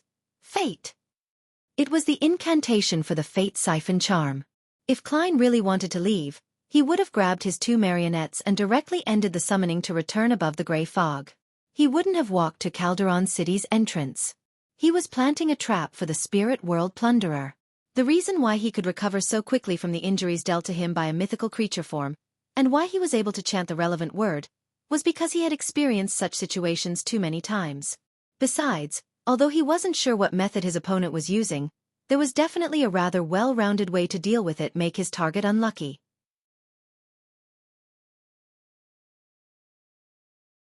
Chapter 929 True Soul Body, Fate. As the dragged-out and abstruse ancient Hermes term resounded, the spots where the spirit world plunderer and Klein stood suddenly darkened. It wasn't very obvious, as though a cloud had drifted over in midair without stopping. But when this illusionary shadow dissipated, the invisible figure that was donning a translucent white robe stood frozen on the spot. The surface of its clothes showed signs of worms crawling across it. It was sluggish, slow, and in a dire state. Across it, Klein's eyes had their lucidity return. The meat tendrils on the shadowed face beneath the papal tiara vanished. It appeared as though it wasn't the spirit world plunderer who had controlled Klein's spirit body threads and nearly succeeded. Instead, it appeared as though Klein was the one who was controlling it and had nearly converted it into his marionette. The fate siphon charm switched one's fate. This was a high-level charm made using a worm of time. It could siphon off the target's subsequent fate, and in a short period of time, burden it with that of the target's, so as to complete an exchanging of fates. Therefore Klein and the spirit world plunderer's situations had switched. One went from death to survival, while the other went from victory to instant despair. After confirming that the spirit world plunderer was intelligent and extremely difficult to deal with, making it difficult to hunt it, Klein began putting on an act of retreating. He appeared rash as he deliberately walked into the spirit world plunderer's control, enticing its actions, ready to use the fate siphon charm at the critical moment. That way, what terrible acts the spirit world plunderer did to its enemy, the charm would then allow it to experience the same despair. Of course, if the fate siphon charm didn't have the expected effect, or if the spirit world plunderer's main soul didn't appear and had ended up using other means to control the situation, Klein still had his last trick up his sleeve to protect himself, directly end the summoning and return above the gray fog. He would sacrifice his 2 marionettes and a few mystical items in order to ensure his own safety. Without the time to marvel at how magical the fate siphon charm was, or how terrifying angels from the Marauder pathway were, Klein didn't hesitate to raise the sea god's scepter high up before the swapping of fates ended. The dark blue papal robe flared up with the wind as the golden papal tiara emitted meshed blue and silver beams of light. At the tip of the white bone scepter, it shot out bolts of lightning that gathered into a ball before landing on the spirit world plunderer's body. A swath of silver color brightened up immediately, inundating the target, turning the surroundings white. Once, twice, thrice. Klein continuously triggered terrifying lightning balls, expending his spirituality without holding back. Finally, he heard a roar that seemed to stem from the depths of one's soul as he instinctively sensed that his target had collapsed and dissipated. Only then did Klein lower the sea god's scepter and watch the silver lightning sizzle away. At that moment, his entire spirit body had turned rather illusory. Even with the tyrant's augmentation, it didn't seem real. As the lightning dispersed, the invisible figure in the white translucent robe appeared once again in Klein's sight. Flickering light emerged from within as the spirit world plunderer's body cracked, turning into countless illusory bubbles that disintegrated bit by bit. The tyrant had succeeded in the hunt. At this moment, deep within Calderon City, there was a sudden quake. It was as though a massive creature had awoken as a result of the spirit world plunderer's death, or that countless dangerous creatures were surging out. The indescribable feeling combined into a swath of illusory grayish-white and, like a tidal wave, rose up from the bottom. Other spirit world plunderers? No, it appears to be a more terrifying and horrible creature.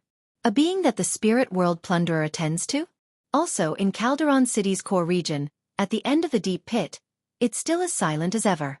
There's no sound at all, making it more horrifying. Klein pumped himself up as he diverted some attention in order to monitor the situation inside Calderon City, as he anxiously waited for the spirit world plunderer's characteristic to appear to form an ingredient. He wasn't relishing in the delight of a successful hunt, but was pacing about anxiously at the edge of the abyss. During this process, Klein got Enzo and Ludwell to stay close to him. He threw the sea god's scepter to the former so as to escape the state of irascibility. He began considering how to deal with the subsequent development with a clear mind, as well as consider whether he had missed out on some other details. As the thoughts flashed in his mind, Klein suddenly recalled something. Back when he made the mystical items sing, Creeping Hunger had praised the true creator and had used his complete honorific name. Although the human-skinned glove had used Hermes instead of ancient Hermes or other languages that could stir the powers of nature, the former was still usable when it came to sacrifices. This also meant that the true creator might have very well heard Creeping Hunger's praises and noticed the commotion here. Apart from the rising grayish-white tide and the terrifying creature deep down in the city, there are other dangers. Wait, I'm now a spirit body, equivalent to a wraith. I'm not in my normal state. Just as Klein's mind thought of something, his spiritual perception was triggered as he instinctively cast his gaze at the entrance to Calderon City. The lights there flickered as a figure entered. The figure was wearing a simple and ordinary linen robe with a head of silver hair. He was a handsome man with soft facial features. His eyes were gentle with some hints of coldness. It was as though he was observing the fates of everyone in the world like a spectator. Behind him, there were beams forming illusory layers of pure wings. They spread outwards, blocking the entire entrance. Ally Klein nearly hissed through the gaps in his teeth as a series of titles and names flashed across his mind. Ouroboros, Tail Devourer, Angel of Fate, King of Angels. He didn't have the luxury of time to consider the possibility of his previous thought. His body expanded as though it was incorporeal, enveloping his marionettes, Enzo and Ludwell, the yet-to-appear characteristic, and the spirit world plunderer's remnant bubbles within. At this moment, Ouroboros's silver eyes already had the distant figure in his sights. It was a figure wearing a papal tiara and a dark blue robe, exuding extreme oppression and tyranny. There was a grayish-white fog that had been blurred by the tyrant's aura. A river of flickering light appeared in his eyes, seeming to circle the tyrant figure and the periphery of Calderon City. Silently, the square houses and the pale white columns stood up again despite being destroyed by the lightning storm from before. The charred legs of the giant blacksmith once again possessed a body as he appeared inside the tomb, striking at the anvil. All of this returned to what it was like shortly after the tyrant stepped in. However, Klein in his pontiff attire had vanished. His two marionettes along with the remnant bubbles of the spirit world plunderer had vanished as well. The corresponding figure was unable to return as the rebooted scene shattered, turning back to the desolate state after the battle. Tail Devourer Ouroboros watched silently for a long while before making a move. The grayish-white swath that rose up from the depth of Calderon City slowly receded back down. Above the gray fog, Klein slumped in the high-back chair of the fool in exhaustion. He wasn't even able to get Enzo and Ludwell to massage him. He had already thrown the sea god scepter back to the junk pile. The tyrant card had left his soul body and was placed facing down beside the Black Emperor card. The spirit world plunderer's bubbles were floating ahead, with the Beyonder characteristic constantly seeping out before combining with the points of light. After resting for a while, Klein saw grayish-white powder fall onto the mottled table's surface. Following that was a transparent item that seemed weightless. The item was the size of a palm, formed by coiled maggots. It was almost shaped like a human, and its interior was filled with a colorless liquid. Bubbles often emerged, scattering black hints of light. Klein didn't dare to look at it carefully, as there was a more complicated structure in the weightless transparent object. They formed indescribable patterns and symbols that seemed to fuse knowledge, power, transformation, secrets, bizarreness, and madness within, making them no longer abstract.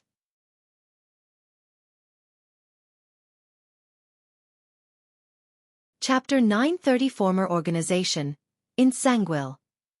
Upon hearing the name, all the red gloves present fell silent. Not a single one spoke for a moment. Ever since this former bishop betrayed and fled the Church of Evernight had never relaxed its pursuit of him. Archbishops and high-ranking deacons who took up high posts had taken turns being responsible for searching for him. They helped each other, often bringing the relevant sealed artifacts everywhere to search for clues about him. But ultimately, they were unable to lock onto in Sanguil. He slipped away as a result of all kinds of coincidences. His shadow wasn't even noticed. Furthermore, he had caused several major events that killed many Nighthawks. To the Church of Evernight, especially the Nighthawks, he was someone they hated that had also insulted them. Without realizing it, Leonard Mitchell had already clenched his hanging fists as his breathing grew deeper. He soon forced himself to extricate himself from the sudden emotions that emerged within him.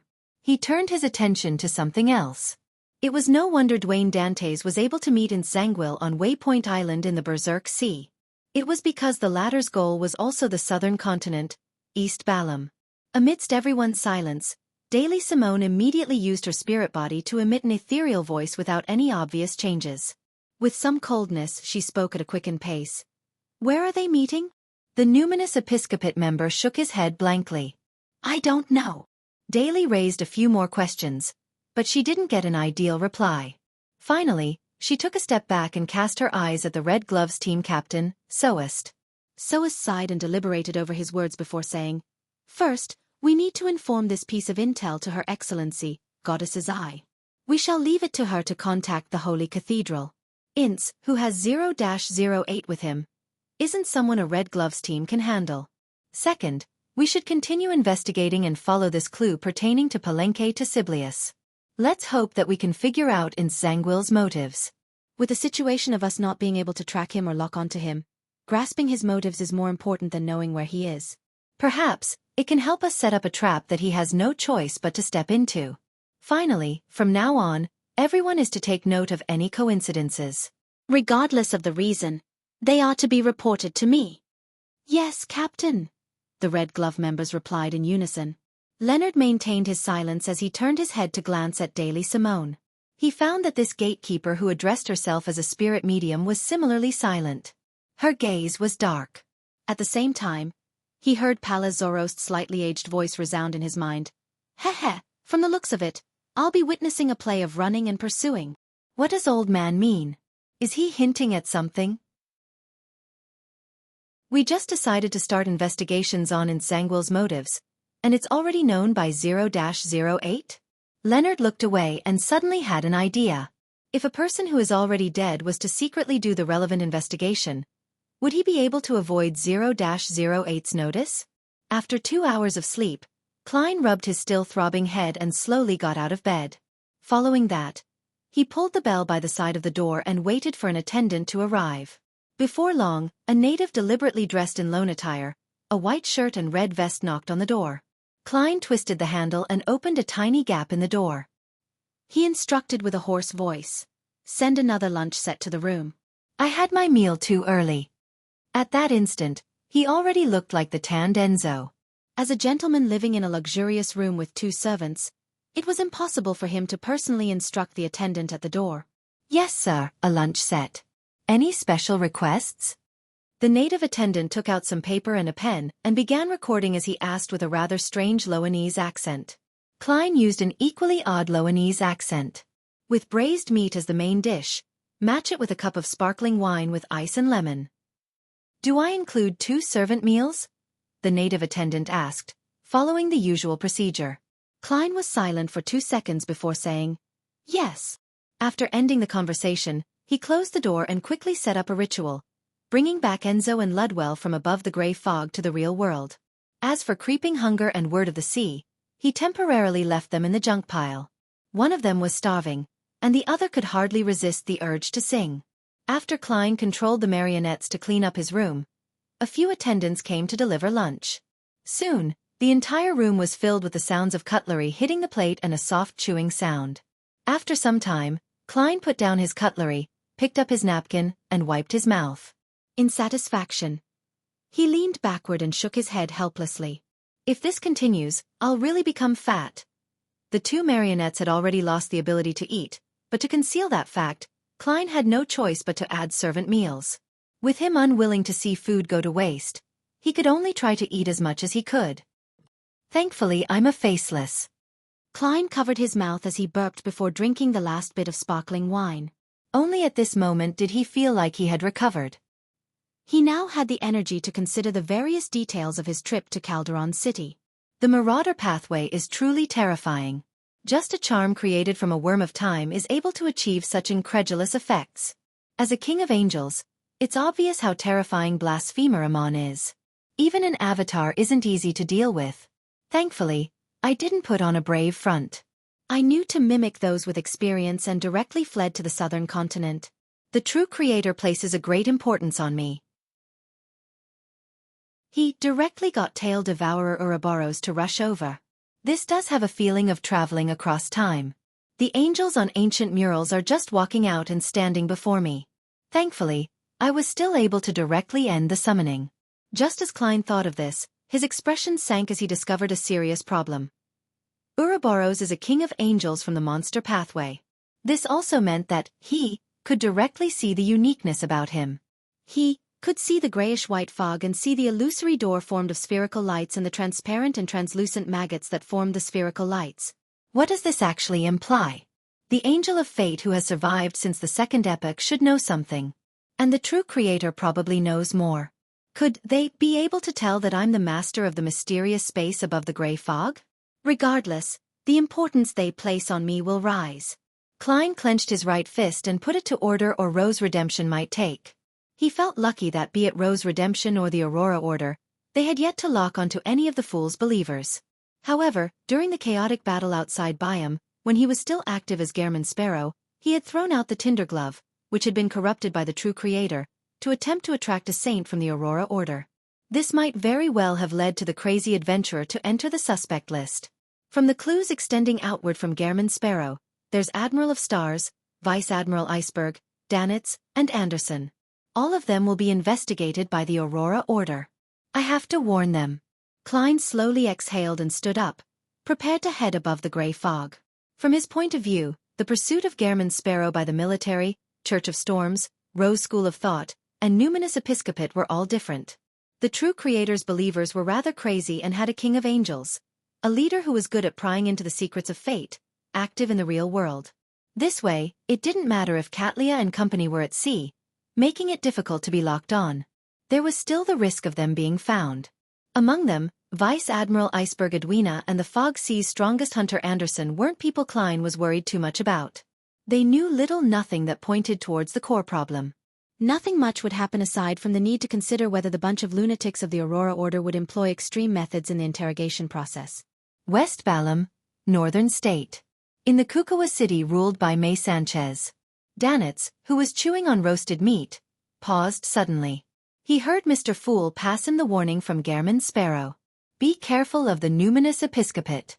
Be careful of the Aurora Order. Especially the latter. Pay special attention. Also, warn Anderson Hood as well as Edwina Edwards.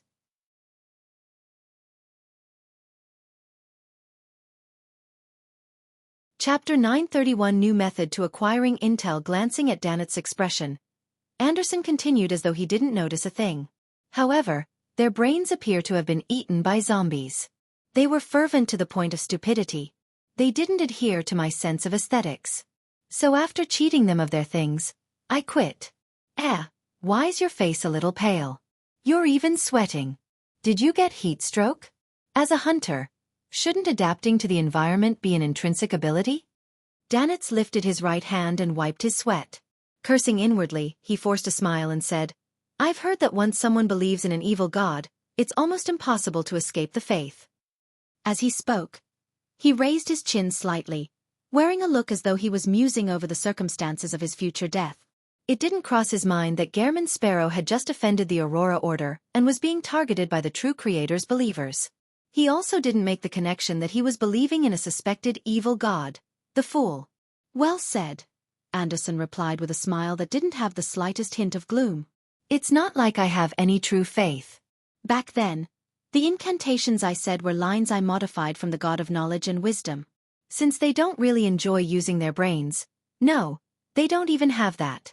As long as you superficially appear devout, any random excuse can be used to fool them. Without waiting for Danitz to develop the discussion further, he asked, Why are you suddenly asking about the Aurora Order? Danitz bit down on his roasted meat and slowly chewed and swallowed. After a deliberate pause of 20 to 30 seconds, he said, I just recalled something. For some reason, Gairman Sparrow has been identified by the Aurora Order as a high-priority elimination target.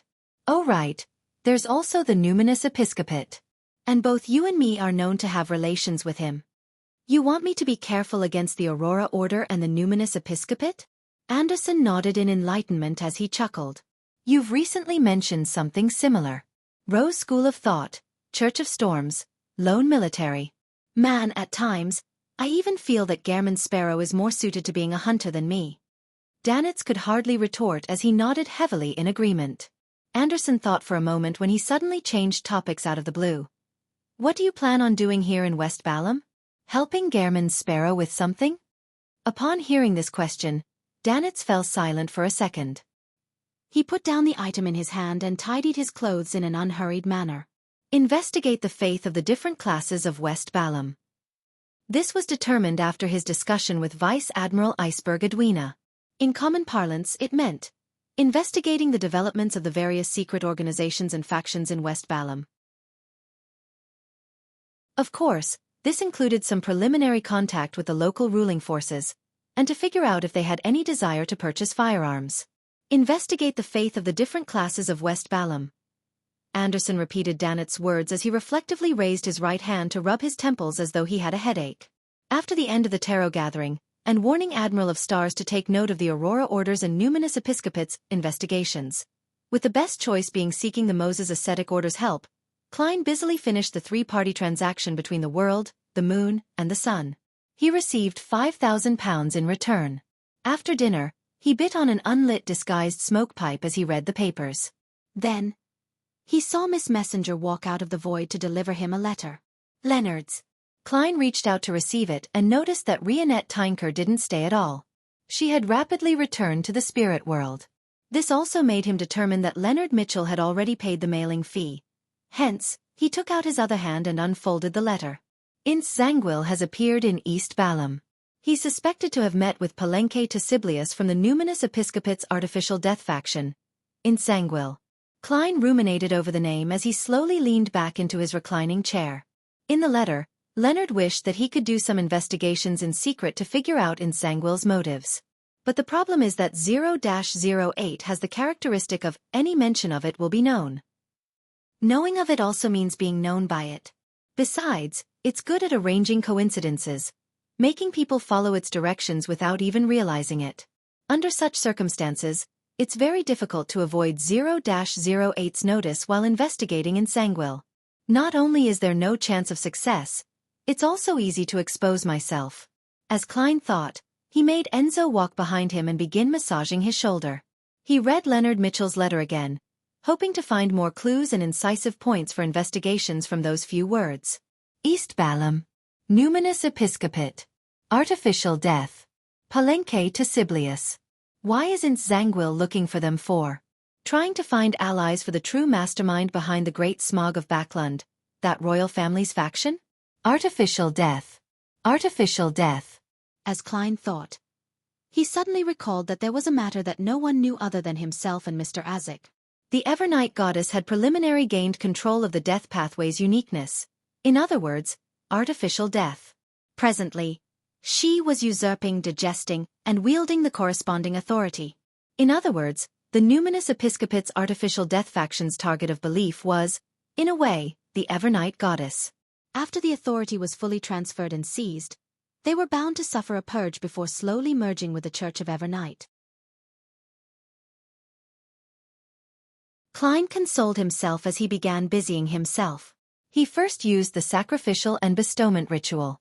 He brought back the 2 remaining feathers and some full moon essence oil, night vanilla powder, and other items which he had not used in a while to the real world. Then, he modified the sacrificial altar and completed the first part of the preparations. After all, he was essentially praying to the Evernight Goddess. He couldn't be bothered to head out to buy ritualistic materials of the death domain. This was essentially the same as other normal ritualistic magic. With great familiarity, Klein lit the candles, dripped some essential oils, and drew the symbols for human and concealment on an artificial goatskin. Then, in the thin fog that spread, he pressed Azek's copper whistle over it. Immediately after that, he placed the white feather stained with pale yellow oil stains inside the silver bowl that had burning herbal powder. He then watched it curl without any signs of it turning black. After exhaling silently, Klein took a step back and chanted in Hermes, "You are the essence of death. You are the Lord of the dead. You are the final home to all living beings. I pray for your help. I pray for you to tell me the motives for Ince Zangwill's contact with the Numinous Episcopate." Just as he said those words, the 3 candlelight burgeoned as though they brightened significantly but were tainted with a dark green. The surroundings turned cold and creepy. Klein closed his eyes and entered cogitation for 30 seconds, feeling uneasy. He walked in front of the altar, picked up the full moon essence oil and dripped 1 drop onto each of the 3 candles. After doing this, he took away Azek's copper whistle, grabbed the artificial goatskin, and moved it close to the candlelight representing himself. When it ignited, he threw it into the silver bowl. With a whoosh, the white feather which didn't show any signs of damage soared with pale white flames, covering the entire silver bowl and obstructing Klein's vision. About 3 seconds later, the fire subsided, leaving a mound of powder in the silver bowl. The powder moved without the help of any wind, forming one word after another: Possessed by an evil spirit. Requires exorcism. Chapter 932 Thin-skinned. The goddess really replied. Upon seeing the words formed by the powder, Klein's first reaction had nothing to do with the content. Instead, he was shocked that this seemingly ridiculous thing had happened. Although he was already mentally prepared and had believed that the chance of success was rather high, he still felt conflicting emotions. It took him almost a minute to accept it. After a while, Klein exhaled slowly, raised his right hand, and tapped his chest 4 times in a clockwise manner. Praise the lady. He then ended the ritual, forcing himself to focus his attention on the revelation itself. Possessed by an evil spirit. Requires exorcism? Zangwill actually got possessed by an evil spirit? He had gone from sequence 9 to sequence 5 of the death pathway. The godhood he obtained at the critical stage is also sequence 4 Night Watcher of the Evernight pathway, one that is good at dealing with spirit body type creatures. Evil spirits and wraiths should be afraid of him, so why would he end up being possessed? That's unless the evil spirit's level is extremely high or at its core, is very special. Unfortunately, I've only met one evil spirit in the truest sense of the word. It's that ancient evil spirit sealed in the underground ruins of Alista Tudor. I know little about such monsters, so it's difficult for me to grasp the details. I can write to ask Miss Sharon. I can also get little son to find out more. That shepherd elder Lovia had grazed an evil spirit. It's no wonder Zangwill is trying to meet a demigod of the numinous episcopate. When it comes to exorcising evil spirits, aside from the Church of Evernight and Church of the Eternal Blazing Sun, the best would probably be the numinous episcopate. There's probably the Church of the God of Combat as well. Neighboring pathways often have similar traits. There's also one point that can be gleaned from this. Zangwill doesn't wish for his possessed state to be known by the royal family faction and the demonist sect who are in cahoots with him. Otherwise, there's no need for him to come all the way to the southern continent. The 2 factions existed before the 5th epoch, and they have a long legacy. It's quite unlikely that they don't have a sealed artifact that can remove or exorcise evil spirits. Even if they can't find one, getting the demonist sect to contact the numinous episcopate is definitely safer and more covert than getting Zangwill to make the trip himself. As his thoughts raced, Klein unfolded a piece of paper and wrote, "The intel you have provided me made me connect certain clues from what I've previously gathered. And due to a particular great existence's help, this points to a clear conclusion. Zangwill is possessed by an evil spirit, and he's seeking the numinous episcopate's help. Just based on this fact alone, we can make several useful judgments. Zangwill will often manifest inconsistency in his words and actions. He will often deviate from his normal path, doing something we feel that is absolutely impossible for him to do, and to make mistakes we find incomprehensible. Before this problem is resolved, he will not stop having contact with the numinous episcopate. It might even become more frequent. Making investigations based on this might allow us to catch Zangwill by the tail. However, I believe we still wouldn't be able to lock onto him. The creation of coincidences from that Grade O sealed artifact is insurmountable." Upon writing this, Klein couldn't help but recall his direct encounter with Zangwill. His own investigations didn't directly point to him, but it caused their ploy to nearly fail. Hence, Zangwill personally took action, sending a meteor falling from the sky in an attempt to kill Sherlock Moriarty so as to obliterate any clues. And he ultimately received Mr. Azek's help and escaped the dire situation, forcing Zangwill to step into the limelight and expose himself. Back then, if Mr. Azek had recovered to his former strength, Zangwill might already be dead. But to replicate such a situation and force him to appear before me is still extremely difficult. After all, back then, not only was there Mr. Azek, a death consul, and my use of the grey fog to foil the coincidences, there was also Trissy Cheek and the ring which was suspected to be a Grade O sealed artifact. Without her suddenly escaping, Zangwill wouldn't have been forced to personally take action. Klein deliberated as he wrote, "If we can figure out the origins and primary goals of the evil spirit, there might be a chance of the situation having a favorable change." After writing the matters regarding Zangwill, Klein's heart stirred. Just as he was about to mention something else, he stopped his pen after writing the first few letters. He raised his left hand and pinched his cheeks. He appeared to be in a serious dilemma and seemed a little embarrassed. After muttering silently a few times, Klein finally smoothly wrote the rest. Even without that Grade O sealed artifact's help, Insangwil is an enemy you and I are unable to face head-on. We need to make plenty of preparations. If you can provide me with some worms of time, I can use them to create high-level charms that can deal with demigods.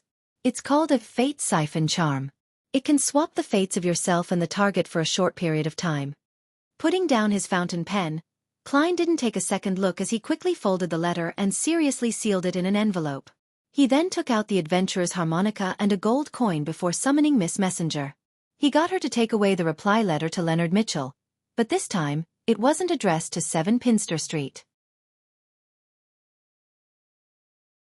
His ghastly face was no longer more bone than flesh. Instead, there was a plumpness to it. As for the silver mask that had the effect of placating the soul, there was no way of removing it for the time being. All Klein could do was let it stick to Ludwell's chest. This still had a certain level of effect, but it was inferior to wearing it on his face. It could barely maintain the status quo. Unfortunately, there's no way to change this mask into other types of accessories. Otherwise, it would save me quite a bit of trouble. As Klein rushed to throw the spirit world plunderer's true soul body back onto the junk pile, he rubbed his temples and allowed his thoughts to wander. Right, I still have a Soul Assurer Beyonder characteristic here that can be made into a mystical item to replace that mask. No, I've always planned on returning it to the church. I'll mail it to him when Leonard replies. After the discomfort slowly subsided, Klein took out his golden pocket watch and opened it to check the time. Following that, he summoned a paper figurine and stirred some of the powers of the mysterious space above the gray fog. He then threw both into a specially labeled point of light. It was the point of light representing the fool's only believer at present, Danitz. From Klein's point of view, Admiral of Stars Katlia had the Moses ascetic order backing her. Vice Admiral Iceberg Edwina was from the Church of Knowledge and Wisdom. Anderson, who didn't know much about Gehrman Sparrow, and being good at identifying the situation he was in, he wasn't one to put on a brave front. Therefore, when the Aurora Order did an investigation, it was unlikely that they would be in grave danger. Danitz was the only exception. With him in West Balam and not able to return to the Golden Dream anytime soon, his lacking strength, and him often wearing the boxing glove that made him act rashly, it was truly worrisome. Due to this fact, Mr. Fool had to work a little harder. He gave Danitz a paper angel's embrace every day at a fixed time, so as to disrupt any divination or prophecies about him. Leonard never expected Klein Moretti to reply that quickly. With some level of incredulity, he opened the envelope and read the corresponding content. Due to a particular great existence's help. Is he referring to the Fool? Indeed, Klein's investigations into Insangwil has already reached a significant depth. He has already figured out the truth the moment I mentioned the numinous episcopate. Possessed by an evil spirit? How did he end up being possessed by an evil spirit? How do we make use of it? Worms of time. This? Leonard quickly scanned through the last part of the letter as his expression suddenly became complicated. In his mind, Pallas Zoroast maintained his silence without saying a word. Chapter 933 Evil Spirits Common Trait. After a while, Leonard cleared his throat and wore a smile without realizing it. He said with a suppressed voice, "Old man Kleins, this suggestion seems pretty good. It's very viable. The effects should be quite substantial. Why don't you consider it? Didn't you mention that you would do your best to help me exact revenge? Haha, I thought Worms of Time could only be used for avatars and act as support." He subconsciously droned on while Pallas Zoroast remained silent the entire time. Only after a while did he sigh lightly and say, "I can only give you a maximum of 2 Worms of Time."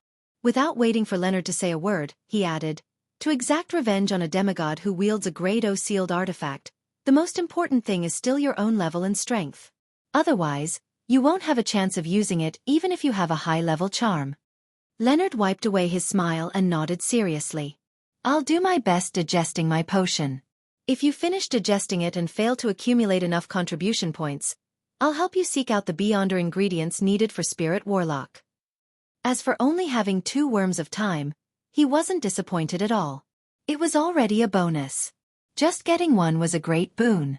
Having 2 meant that he and Klein could split it, each of them having 1 Fate Siphon charm. After expressing his attitude, he asked in puzzlement, "Old man, do you think Klein has already used the previous Worm of Time as a charm?" He remembered very clearly that, Back when they were figuring out who Emlyn White was supporting, Old Man had parasitized Tinder with a worm of time. Later, it lost contact and failed to be of any use. Now, on retrospection, just Emlyn White's and Sherlock Moriarty's close relationship made it easy for him to figure out the truth. The worm of time had been eliminated by the upper echelons of the secret organization, or even the fool himself. Furthermore, there was a high chance that it had been bestowed to Klein. Otherwise, his former colleague wouldn't have known of the existence of the worm of time. Palaz Zorost immediately scoffed. If he hasn't already used it and seen its effects, why would he raise the issue and ask for more? All right. I need to separate the worms of time. This will make me fall asleep for at least 2 weeks. If you have any questions, find someone to answer them by yourself. With that said, not giving Leonard a chance to raise further questions, he scattered his spirituality and created a blob of light that hung high inside Leonard's mind as though he didn't wish to speak. Leonard's instinctive response was to chuckle dryly. He focused his attention back onto the letter from Klein Moretti as he carefully read it again. Possessed by an evil spirit. The origins and primary goals of the evil spirit. I don't know much about evil spirits. Nothing comes to mind. After a few minutes of thought, Leonard took out a matchbox and burned the letter. Then, he left the room which the local Nighthawks had assigned him at the last minute. He came to a room diagonally opposite his and knocked on the door. Before long, Daly, who hadn't removed her blue eyeshadow and blush, opened the door and pricked up her eyebrows. When did a sleepless have the courage to knock on a lady's door at a time highly associated with a bed? Ahem. I have some questions I'd like to consult you about. Leonard obviously didn't dare respond to Daly's comment as he immediately expressed the reason why he was here. Daly sized him up and chuckled. I'm not responsible for counseling minors. As she spoke, she made way and allowed Leonard to enter her room. Without daring to let his eyes wander, he casually pulled a round stool to sit on. He then went straight to the point. Ma'am, I'd like to know more about evil spirits. You're a Sequence 5 of the Death Pathway. You have higher clearance than me. You should know quite a lot. Why are you asking me this? Daly propped herself with her hands on the edge of the table behind her. Without waiting for him to reply, she continued, most evil spirits are the result of dead high sequence beyonders. A small number of them are wraiths who break through various restrictions via using various opportunities. The first situation is more common. After high sequence beyonders consume a potion to obtain godhood, their soul body would have experienced a mutation. It would be a mutation at their core. This allows their soul body to remain even in death or when their powers are dispersed. There will be a certain level of divinity to it, making them rather terrifying. The second situation isn't different on a fundamental level. Normally speaking, evil spirits will weaken with the passage of time until they completely dissipate.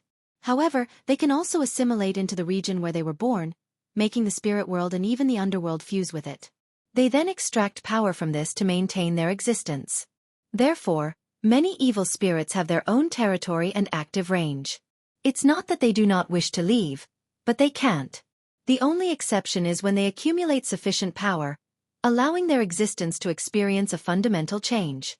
Leonard habitually crossed his right leg over his left and pressed in thought.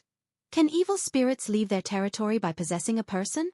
Yes, but ordinary humans and most beyonders are unable to withstand the extraction effect the evil spirits have on their bodies.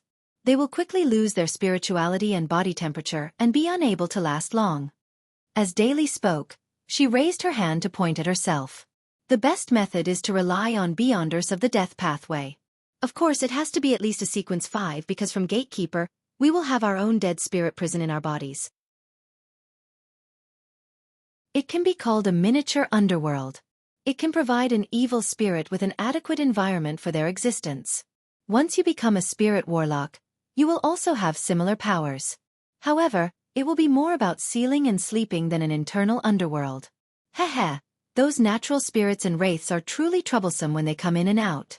In Zangwill's Sequence 5 is Gatekeeper. It's no wonder that the evil spirit can possess him for long periods of time. Or could it be that he failed at an attempt to enslave an evil spirit? Leonard's thoughts opened up as he immediately made connections. He deliberated for a few seconds before asking, what sort of needs does an evil spirit have? Needs? Singing? Dancing? Poetry? Men? Women? The sea of stars? Daly returned with a question. Amused. Leonard realized that his usage of words was problematic as he awkwardly ruffled his hair. I mean, what desires will an evil spirit have? That depends on what it desired while it was alive. Typically speaking, the remnant spirit will inherit the original obsessions, without being able to balance it rationally. If it were you, that evil spirit might attempt to write poems, imprison a group of spectators, and seek acknowledgement. Or it will do things in an ostentatious manner like the protagonist of a play, Daly joked. However, regardless of what it was while it was alive, as long as one becomes an evil spirit, they commonly desire two things. What are they? Leonard turned attentive. Daly shot a glance at him and said, First, it's to feed on the souls of living creatures. This can pleasure them, an innate pleasure that stems from the need to maintain their existence. In addition, a large number of souls will allow them to escape the restrictions of their territory and active range. It will replace the power provided by the spirit world and underworld. Second, it's to seek out beyonder ingredients from their pathway while they were alive. Through this they could create another foundation. At a certain stage, the evil spirit would no longer need to draw on the powers of the spirit world and underworld. They would no longer be restricted by their territories or active range. In a sense, they would have transformed into a special spirit world creature.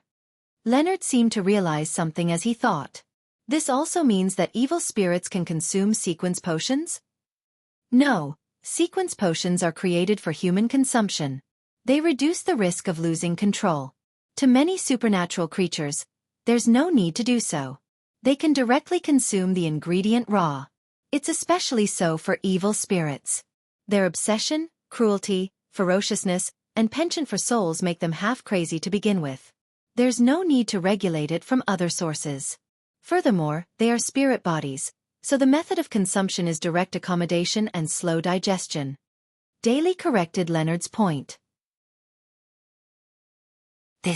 To the evil spirit that possesses Nsangwil, whenever it has the upper hand, it will control the body to seek out beyonder ingredients of its pathway while it was alive. Leonard was first surprised before he had an idea. He said in a pleasant surprise, I understand. Thank you for answering my questions. With that said, he hesitated for a few seconds and asked after some deliberation, Ma'am, I believe we shouldn't just figure out the motives behind Nsangwil's meeting with the numinous episcopate demigod, but we also need to track his trajectory since Baklan to East Balam. We need to know what he did midway, what items he found. This might lead us to effective clues. Daly suddenly fell silent before she pricked up her brows and said, Well said. But what does this have to do with evil spirits? Nothing. I raised the question so as to make preparations because I believe that since we are investigating the numinous episcopate, we might encounter evil spirits. The latter half was a suggestion I wished to make after the break. I just wished to talk to you about it beforehand. Leonard's mind raced as he slowed down his speech and fabricated an excuse on the spot. Daly listened in silence and chuckled. If you actually work so hard to fabricate stories in front of other girls, you'll no longer be single with those looks of yours. Unfortunately, I'm not a clueless girl. All right, there's no need to explain further. Leave. Leonard stood up lamely without trying to emphasize his point. He then walked towards the door. Just as he gripped the handle, Daly's slightly ethereal voice sounded behind him. I don't know what secret you're hiding, nor do I know what you know. None of that matters. But when it comes to Nsangwil, if you need any help or aid, you can find me. Leonard paused for 2 seconds as his mouth quivered. He then pulled open the door and walked out. City of Silva. Derek Berg had received the order to join an expedition team. Leading it was Chief Colin Iliad. Their target was Noise City. It was in a northern city's ruins where the shapeshifter and other terrifying creatures lived. You're tuning in to the Xiaofan's Wuxia Tales YouTube channel. Don't forget to subscribe and join us on this journey to catch the most captivating stories.